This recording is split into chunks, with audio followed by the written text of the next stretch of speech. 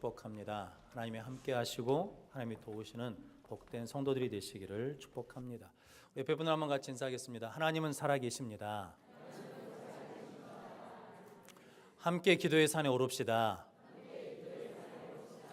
그런 성도들 되시기를 바랍니다. 우리에게 나와 있는 프랑카에 있는 주여 말씀하옵소서 한번 같이 하겠습니다. 주여 말씀하옵소서 주의 종이 듣겠나이다. 아멘. 하나님의 말씀을 듣고 믿음을 가지고 그 믿음으로 승리하는 우리 모든 성도들이 되시기를 축복합니다. 오늘 마태복음 19장 1절로 6절 말씀, 죄송합니다. 출애굽기 19장 1절로 6절 말씀, 신의 광야에서라는 말씀으로 함께 은혜를 나누겠습니다.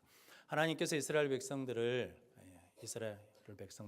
애굽에서 구원하셨습니다. 그래서 홍해를 건넌 다음에 광야로 인도하셨거든요. 그 광야로 인도하신데 그 광야길마다 하나님의 계획과 목적이 있으시다는 거죠. 그래서 마라에서는 쓴물을 단물로 바꾸시면서 하나님은 고치시는 하나님이다라고 말씀해 주시고, 신광야에서는 우리가 영적인 하나님의 자녀이기 때문에 떡으로만 사는 것이 아니고 하나님의 말씀으로 사는데, 그 하나님의 말씀은 어디서 내려온다는 겁니까? 하늘에서 내려오니까 위를 바라보라라고 말씀하시고, 니비딤에서는 우리가 먹을 것이 없고 혹은 건강이 없을지라도 여전히 누구는 살아계시냐면 하나님이 살아계심을 믿고 그 하나님 앞에 뭐라는 겁니까? 기도하면 하나님께서 승리케 주신다는 거죠. 성도 여러분들이 그 하나님을 믿고 나아가는 성도들 되시기를 바랍니다.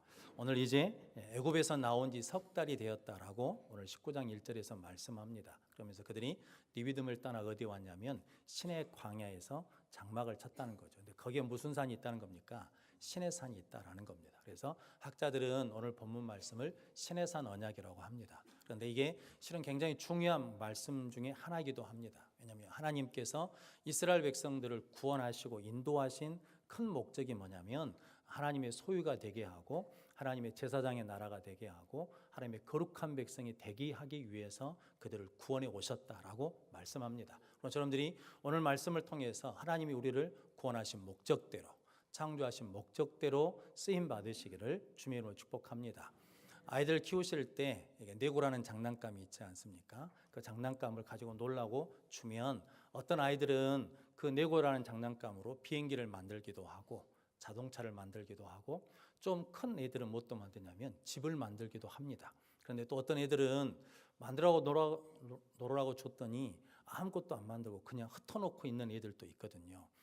그 아이들 차이는 뭐냐면 내가 그 장난감을 받았을 때 무엇을 만들겠다는 목적이 분명한 애들은 그 목적대로 만들어낸다는 거거든요. 그런데 목적이 없는 아이들은 목적이 없으니까 만들질 못한다는 거죠. 근데 하나님은 우리를 창조하신 목적이 있습니다. 뭐하기 위해서 창조하셨냐면 하나님을 찬양하도록, 하나님을 예배하도록 창조하셨습니다.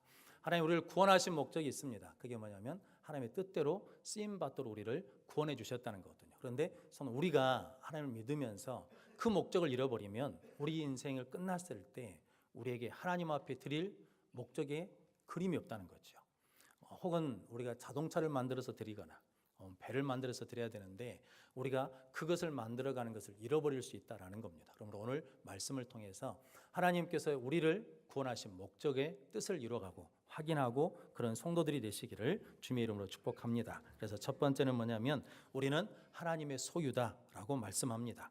오늘 4절 5절 말씀 같이 읽어보겠습니다. 내가 애굽 사람에게 어떻게 행하였음과 내가 어떻게 독수리 날개로 너희를 업어 내게로 인도하였음을 너희가 보았느니라. 세계가 다 내게 속하였나니 너희가 내 말을 잘 듣고 내 언약을 지키면 너희는 모든 민족 중에서 내 소유가 되겠고. 아멘. 내 소유가 되겠다는 거죠. 어떻게 하면요? 너희가 내 말을 잘 듣고 내 언약을 지키면 세계 모든 민족 중에서 나의 소유가 될 것이다. 하나님의 소유가 될 것이다 라고 말씀합니다. 성도 여러분, 저 여러분들은 하나님의 소유입니다. 하나님이 소유하신 것입니다. 아멘 좀 해보십시오. 성도 여러분, 하나님의 소유다라는 이 소유라는 뜻은 원어적으로는 하나님의 보배, 보물이라는 뜻이랍니다. 하나 물어보겠습니다. 성도 여러분, 제가 여러분들은 하나님의 소유입니다 라는 이 어감하고 여러분은 하나님의 보배입니다 라는 어감하고 어느 것이 더 좋으십니까? 보배가 더 좋죠. 왜? 소유라고 그러면 하나님이 언제 또 내놓으라고 할지 모르니까 불안하시잖아요. 그런데 성도 여러분, 같은 의미라는 거거든요. 너희는 하나님의 소유다. 이 말은 하나님이 우리를 하나님의 가장 귀한 것으로 여기는 보물처럼 여겨주시는 자다라는 거죠. 그래서 오늘 4절 말씀에 내가 애굽 사람에게 어떻게 행하였는지와 그리고 독수리에게 업혀서 내가 인도한 것을 너희가 보았느니라 라고 말씀합니다. 신명기 32장에 똑같이 모세가 말씀하거든요. 뭐라고 말씀하냐면 여호와께서 그를 항무지에서 짐승이 부르짖는 광야에서 만나시고 호위하시고 보호하시며 자기 눈동자같이 지키셨도다. 하나님이 이스라엘 백성들을 하나님의 소유로 삼으시고 난 다음에 어떻게 지켜주셨냐면 자기 눈동자같이 지켜주셨다는 거거든요. 성도들, 우리가 위험한 일을 당할 때 제일 먼저 반응한 것이 뭡니까? 실은 눈이거든요. 눈을 감지 않습니까? 성도 여러분, 그런 것처럼 하나님이 우리를 그렇게 하나님의 소유로 삼으셔서 지켜주신다는 거거든요. 그러면서 뭐라고 말씀하냐면 마치 독수리가 자기의 보금자리를 어지럽게 하며 자기의 새끼 위에 너풀거리며 그의 날개로 펴서 새끼를 받으며 그의 날개 위에 그것을 엎는 것 같이 여호와께서 홀로 그를 인도하셨고 그와 함께한 다른 신이 없었도다. 아멘. 즉 하나님만이 누구를 인도하셨다는 겁니까?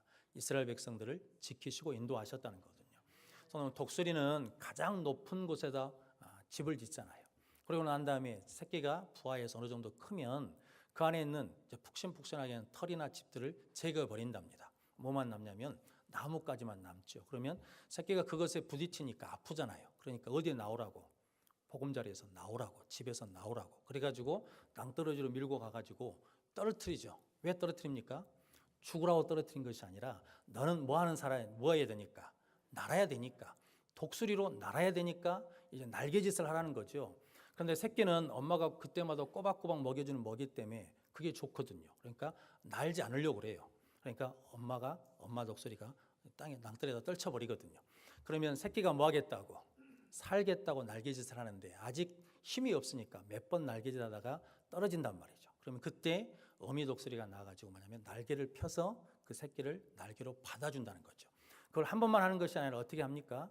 계속해서 하는 거죠. 뭐 할 때까지? 날 수 있을 때까지.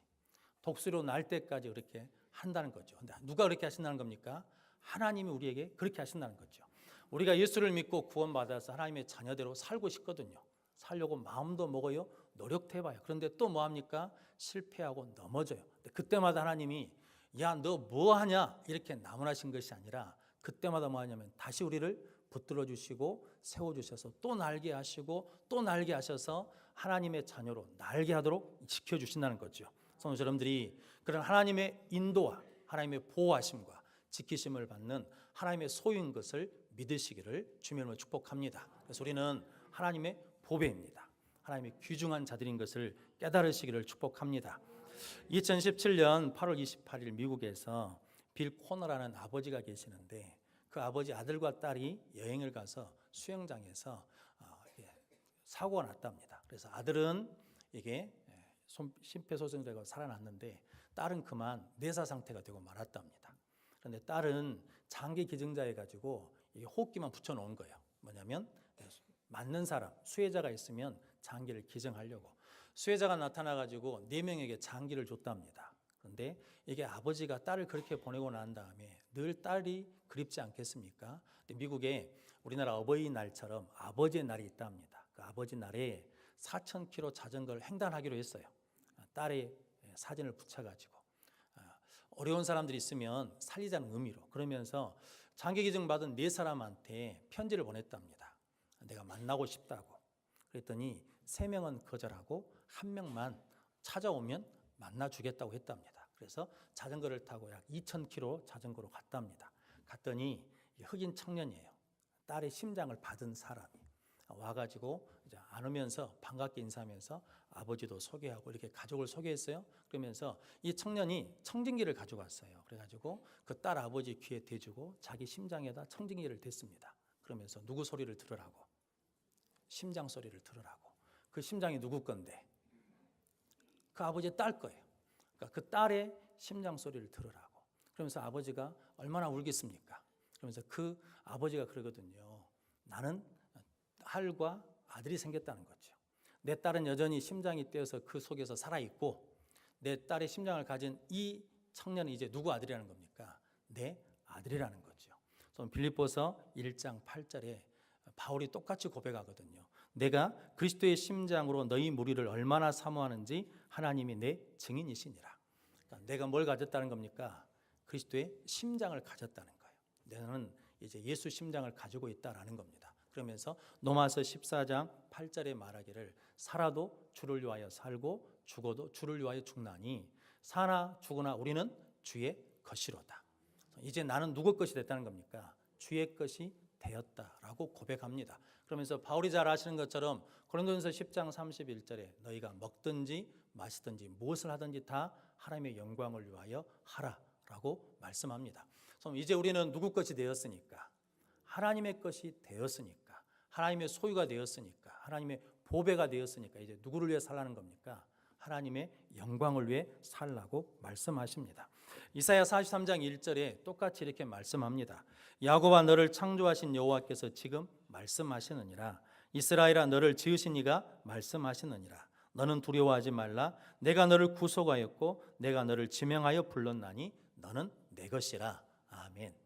내가 너를 구속하였고 내가 지명하여 너를 불렀나니 너는 누구 것이라는 겁니까? 이제 내 것이다. 그러면서 2절 말씀에 내가 물 가운데로 지날 때 내가 너와 함께 할 것이라. 강을 건널 때 물이 너를 침몰하지 못할 것이며 내가 불 가운데로 지날 때 타지도 아니할 것이요 불꽃이 너를 사르지도 못하리니. 아멘.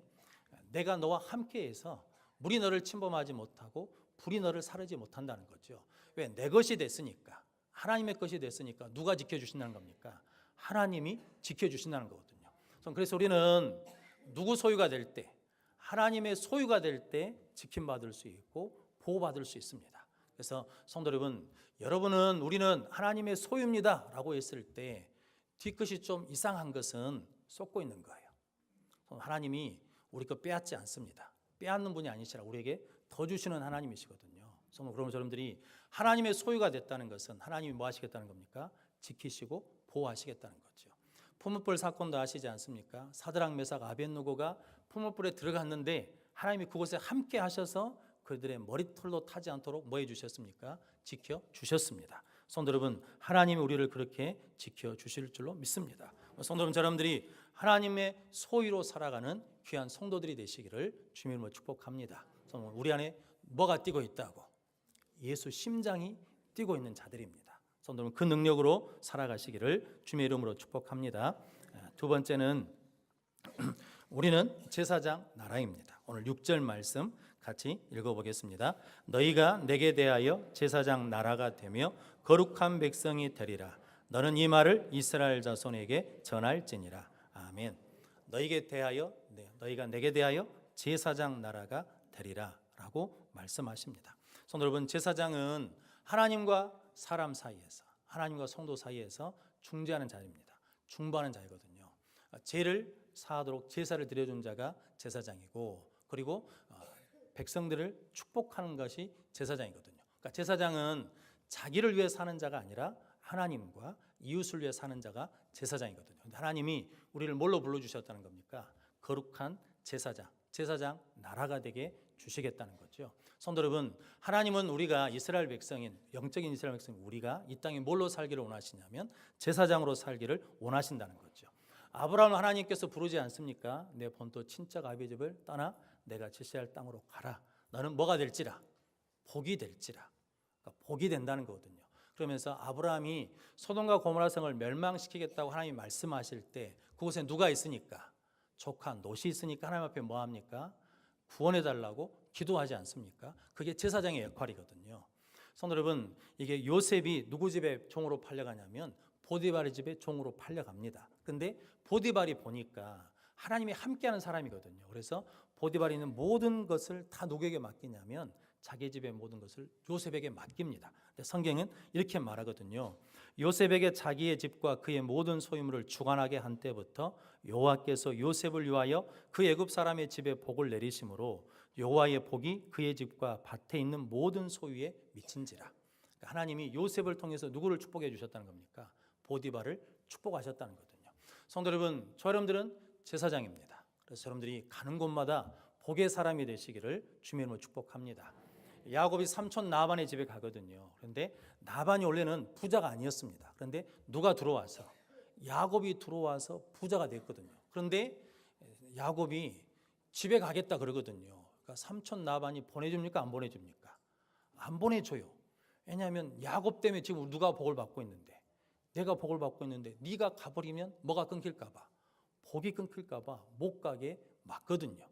성도 여러분, 저러분들이 그런 야곱이 되시기를 주님의 이름으로 축복합니다. 민수기 6장에 보면 제사장은 백성들을 위해서 축복하면 하나님이 그 축복의 기도를 들으시고 뭐 하냐면 복을 주십니다. 제사장은 그 역할을 하는 것이거든요. 성도 여러분, 저러분들이 하나님의 제사장으로 축복하며 기도하며 사랑하며 섬기는 자가 되시기를 주님의 이름으로 축복합니다. 2017년 11월 25일 날 필리핀 한 성당에서 결혼식이 있었답니다. 그 결혼식에 하객이 몇 명 왔냐면 4,000명이 왔대요.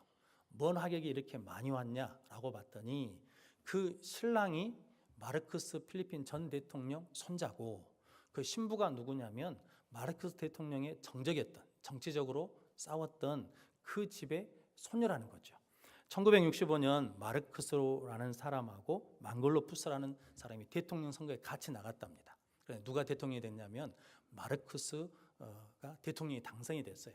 그리고 난 다음에 이게 이제 독재를 해 나가니까 이 망골로푸스라는 사람이 그 독재에 반대하는 민주화 운동을 한 거예요. 나중에 이제 민주화 운동이 되어서 마르크스 대통령이 하와이로 가지 않습니까? 1989년에 하와이에서 72세론가 죽거든요. 그런데 그때 마르크스 대통령이 어디로 오고 싶어 했냐면 필리핀 고국당에 오고 싶어 했어요. 근데 그걸 못 오도록 막은 사람이 누구냐면 망글로푸스라는 사람이거든요. 이분도 1990년에 80세로 돌아가셨습니다. 그러니까 이 두 집안이 어쩌겠습니까? 원수 집안처럼 살고 있는 거죠. 그런데 그 손자 손녀가 만나가지고 사랑에 빠졌어요. 그러니까 마르크스 대통령 둘째 딸인가 되는 사람이 결혼식 때 하객으로 갔다가 둘이 눈이 맞아서 사랑하게 됐대요. 근데 결혼을 허락하겠습니까? 안 하겠습니까? 반대하죠. 근데 두 사람 사이에 애가 하나 태어났어요. 딸아이가 하나 태어났어. 근데 그 딸아이가 태어나고 난 다음에 양가 어르신들 마음을 다 녹여버렸어요. 그래가지고 뭐 하냐면 결혼하게 됐다는 거거든요. 누구 때문에? 딸아이 하나 때문에. 성도 여러분, 우리에게도 한 아이가 나지 않았습니까? 누구십니까? 예수 그리스도. 예수 그리스도가 우리에게 아기 예수로 오셔가지고 우리를 하나님과 원수되었던 그 관계에서 우리를 위하여 죽으심으로 하나님과 우리를 뭐하게 하셨냐면 화평하게 화목하게 하시고, 하나님께서 우리를 위하여 죽으심으로, 예수님 우리를 위하여 죽으심으로 하나님께서 우리에 대한 자기 사랑을 확증해 주셨다는 거거든요. 이게 로마서 5장에 있는 8절 10절의 말씀이거든요. 성도 여러분, 그러므로 저러분들이 하나님의 제사장으로 나아가서 화목케 하는 자들이 되시기를 주님의 이름으로 축복합니다. 성도 여러분, 우리가 행해라 이런 말씀 하시면 안 돼. 남편이 속을 썩이거나 자식이 속을 썩이면 아이고 귀신은 뭐하는지 모르겠네, 저 안수 안 잡아가고 이러면 안 돼요. 우리는 귀신한테 부탁하는 사람들이 아니에요. 그 입은 그 말은 입 밖에도 내면 안 돼요. 우리는 누구에게 부탁하는 사람들이냐면 하나님께 구하는 사람들이잖아요. 성도 여러분, 그때 우리가 하나님 앞에 뭐 해야 된다는 거예요? 제사장 역할을 해야 된다는 거죠. 하나님과 우리 사이에서 화목케 하는 자로 쓰임받는 귀한 성도들이 되시기를 주님의 이름으로 축복합니다. 이번에 어제 저녁에 보니까 우리나라 동계 올림픽 보니까 메스 스타트라는 남자 경기에서 이승우라는 29살짜리 청년이 금메달을 땄어요. 근데 그 금메달을 따도록 조력한 사람이 있어요. 그 사람 이름이 뭐냐면 정재원이라는 만 16세예요. 16살짜리가 앞에서 끌어주고 29살짜리가 뒤에서 기회를 보고 가다가 이제 마침내 뭐 하냐면 두 바퀴를 남겨놓고 이제 스퍼트를 했는데, 혹시 보셨습니까? 저는 이제 하이라이트만 봤거든요. 그런데 보니까 앞에서 끌던 정재현이라는 이 선수가 마지막 두 바퀴 이제 스퍼트 할 때 힘이 없어. 그러니까 뒤로 어떻습니까? 축 처져 버려. 그리고 이제 이승환 선수가 마지막 두 바퀴를 남겨놓고 열심히 달려가지고 역전해서 금메달을 땄어요. 성도 여러분, 누구도 금메달을 따고 싶겠습니까? 정정에도 금메달을 따고 싶지. 그런데 누가 금메달을 땄어요? 이승훈이가 땄어.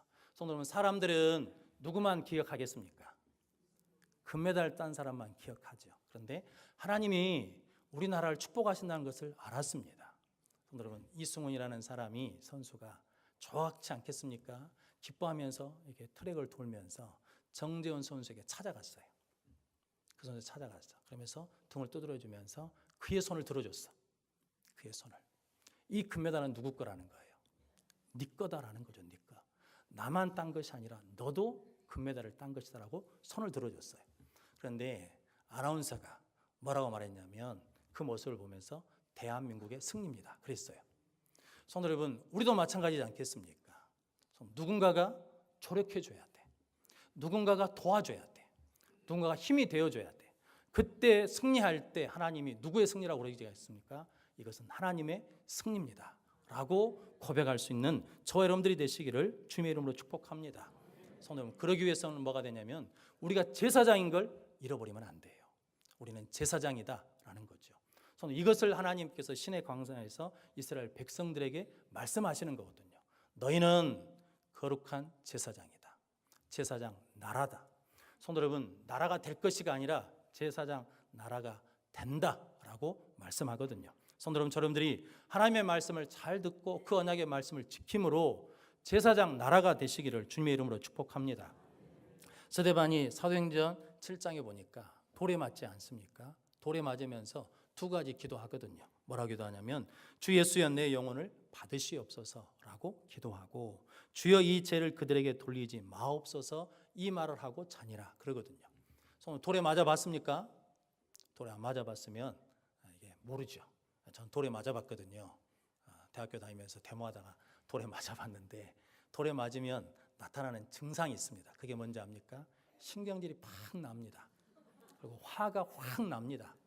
그래서 저것들을 어떻게 죽일까 이런 생각이 들거든요. 근데 스데반은요, 그 돌을 맞으면서 뭐라고 하냐면 주 예수여 내 영혼을 받으시옵소서. 주여 이 죄를 저들에게 돌리지 마옵소서. 이게 가능한 일입니까?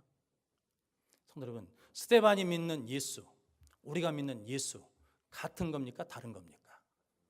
같은 거잖아요. 같은 예수시잖아요. 근데 성도 여러분, 스데반은 되는데 왜 우리는 안 되는 겁니까? 그것은 뭐냐면 우리에게 믿음이 약한 것보다도 더 큰 문제가 있는데 우리가 하나님의 제사장인 것을 잊어버리고 있어서 그런다는 거죠. 우리가 이 땅에 어떻게 살아야 되는지, 무엇을 하며 살아야 되는지를 잊어버리고 있어요. 제사장인 걸 잊어버리고 있어요. 성도 여러분, 우리는 이 땅의 제사장입니다.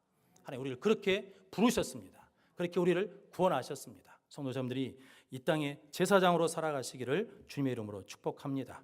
예수님도 누가복음 23장 34절에 그렇게 말씀하지 않습니까? 이 예수께서 이르시되 아버지여 저들을 사하여 주옵소서 자기들이 하는 것을 알지 못함이니이다.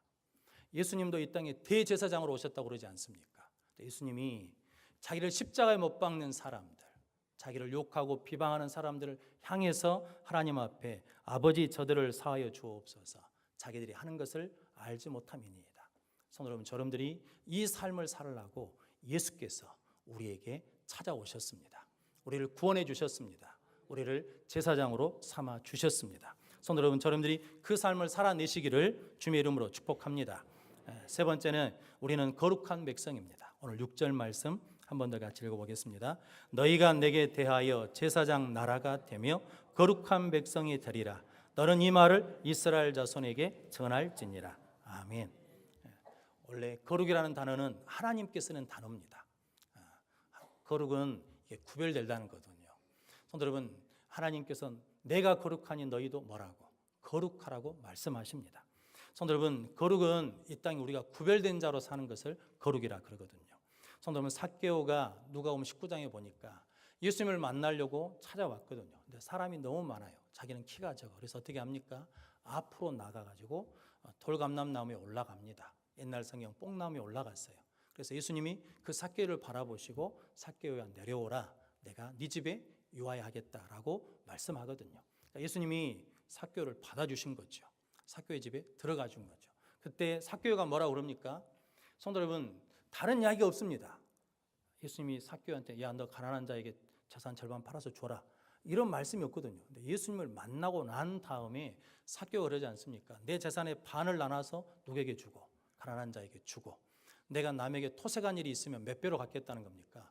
4배로 갚겠다는 거예요. 성도 여러분, 삭개오에 대해서 성경이 이렇게 말합니다. 세리장이라고. 세리장이 뭔지 아시지 않습니까? 세금 걷는 사람입니다. 삭개오는 평생토록 뭐 가지고 산 사람이면 돈 가지고 산 사람이에요. 돈이면 물불이 보이지 않아요. 구분이 되지 않아.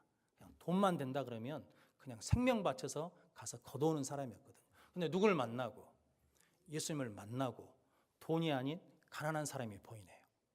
돈이 아닌 힘든 사람이 보이네요. 돈이 아닌 상처받은 사람들이 보이네요. 혹은 돈이 아닌 나 때문에 고통당하는 사람들이 보이네요. 그래서 그걸 뭐 하겠다는 겁니까? 그걸 갚아주겠다는 거거든요. 그걸 위로하겠다는 거거든요. 성도, 이게 뭐냐면 거룩이거든요. 성도 여러분들이 거룩한 삶을 사는 자들이 되시기를 주님의 이름으로 축복합니다.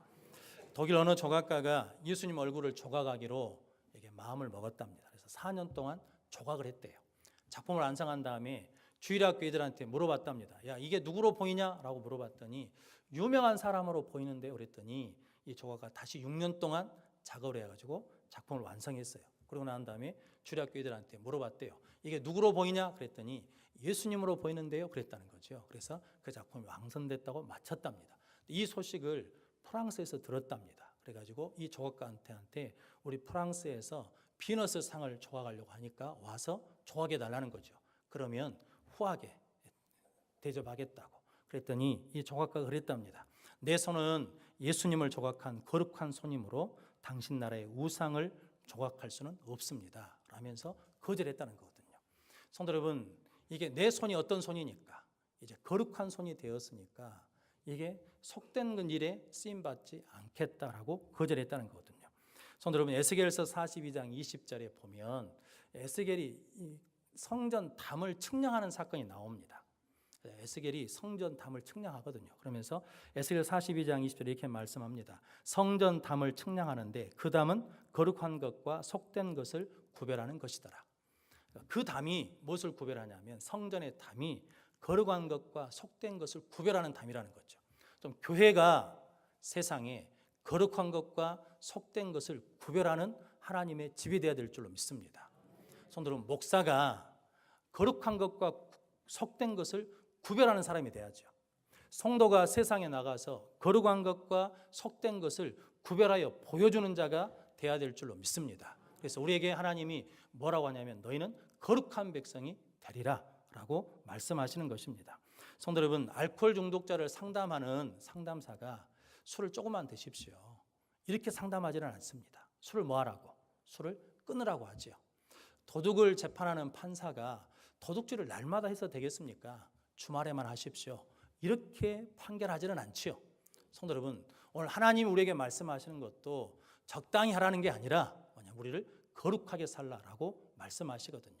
왜냐하면 거룩이 생명이니까, 거룩이 능력이니까. 성도 여러분, 그래서 히브리서 12장 4절 말씀이 이렇게 말씀합니다. 모든 사람과 더불어 화평함과 거룩함을 따르라. 이것이 없이는 아무도 주를 보지 못하리라. 아멘. 무서운 말씀이지 않습니까? 모든 사람과 더불어 화평함과 거룩함을 따르라. 이것이 없이는 주를 보지 못하리라. 성도 여러분, 주를 보고 계십니까? 우리 여성교회 주가 보이십니까? 성도 여러분, 우리 주를 봐야 되거든요. 근데 주를 보려면 모든 사람과 더불어 화평함과 거룩함을 따르라. 이것이 없이는 주를 보지 못하리라. 여러분들이 거룩함으로 주를 보는 자들이 되시기를 주님의 이름으로 축복합니다. 분당 우리 교회 이찬수 목사님이 설교하시면서 그런 말씀을 하시더라고요. 그 교회 권사님 한 분이 순장, 우리 식으로 하면 구역장이신데 암투병 하시다가 돌아가셨답니다. 그런데 누군지 자세히는 몰랐대요. 성도가 많으니까. 그런데 돌아가신 다음에 구역원들이 와서 그분에 대해서 이야기하고 교육자들이 그분에 대해서 이야기하니까 그분에 대해서 알게 되었는데, 그분이 이제 병원에 입원해 계시는데 이제 임종하실 때가 가까우니까 그 소식을 들은 교인들이 병문안을 왔대요. 그런데 서울대가 뒤집었답니다. 깜짝 놀랐대요. 왜냐하면 150명이 넘는 성도들이 병문안 와가지고 줄을 서 있는 거예요. 이분은 4층에 입원해 있는데 이게 이제 줄이 설 데가 없으니까 3층, 5층까지 줄을 서가지고 이제 사람들이 기다리고 있으니까 병원 관계자들이 도대체 누구길래 어떤 어마어마한 사람이게 이렇게 줄을 서가지고 병문안 한다냐라고 알아봤다는 거거든요. 성도 여러분, 이게 병문안을 사람들이 많이 왔다는 이야기가 아니고 이 권사님이 그동안 이름 없이 빛 없이 섬겨주고 돌본 영혼들이 그만큼 많다는 이야기죠. 그런데 이분이 이제 병원에 온 성도들이 칭찬하고 수고했다고 그러면 그 사람들이 돌아갈 때마다 그렇게 말합니다. 하나님의 영광을 받으셔야 되는데, 하나님의 영광을 받으셔야 되는데, 그러면서 이제 전도사님들이나 교육자들이 가서 이제 유로 예배를 드리면 그 권사님이 그랬답니다. 예수님이 보고 싶습니다. 예수님이 보고 싶습니다. 예수님의 제자가 되고 싶습니다. 라고 그랬답니다. 그리고 임종을 하루 앞두고 구역 식구가 가서 이제 위로하는데 그랬답니다. 권사님 많이 아프시죠? 라고 그랬다는 거죠. 그러자 권사님이 그랬답니다. 괜찮아, 행복해. 그랬다죠. 그러니까 아니 아프신데 행복합니까? 그랬더니 응, 주님 안에서는 다 행복한 거야. 그러면서 평안한 모습을 보이셨답니다. 성도 여러분, 이 권사님은 내가 누군 줄 알거든요. 내가 누구냐면 나는 하나님의 소유고, 나는 제사장이고, 나는 거룩한 백성인 것을 알기 때문에 그 속에서 그 믿음의 능력으로 그렇게 고백하며 살아낼 수 있는 것입니다. 성도 여러분들도 이 삶을 살라고 하나님께서 우리를 지금 만나주시고 예배하게 하시고 말씀해 주신 줄로 믿습니다. 어느 바닷가에 항구가 있는데 암초가 많답니다. 그런데 배들이 항구로 들어오다가 자꾸 암초에 걸려 부딪히고 사고가 자꾸 나는 거예요. 근데 등대는 있답니다. 근데 그 등대가 있어도 자꾸 사고가 나는데 마을 사람들이 어떻게 하다 할까 그러다가 지혜를 하나 짜냈대요. 그게 뭐냐면 등대 2개를 더 만들었답니다. 그리고 그 등대 2개를 더 만들어 가지고 이제 뱃사람들한테 이제 공고를 한 거죠. 뭐냐면 우리 항구에 들어올 때는 등대 3개가 한 줄로 보일 때 그 길을 따라서 오면 암초에 걸리지 않고 무사히 들어올 수 있다는 거죠. 등대가 뭐하면 3개가 똑바로 보일 때, 3개가 한 줄로 보일 때 그때 들어오면 된다는 거거든요. 성도 여러분, 오늘 하나님 우리를 뭘로 부르셨다는 겁니까? 하나님의 소유로, 제사장 나라로, 거룩한 백성으로 이 3개가 예수 안에서 하나 될 때 우리가 이 땅에서 승리하는 믿음의 삶을 살아낼 줄로 믿습니다. 그런 거룩한 성도들이 되시기를 주님의 이름으로 축원합니다. 기도하겠습니다.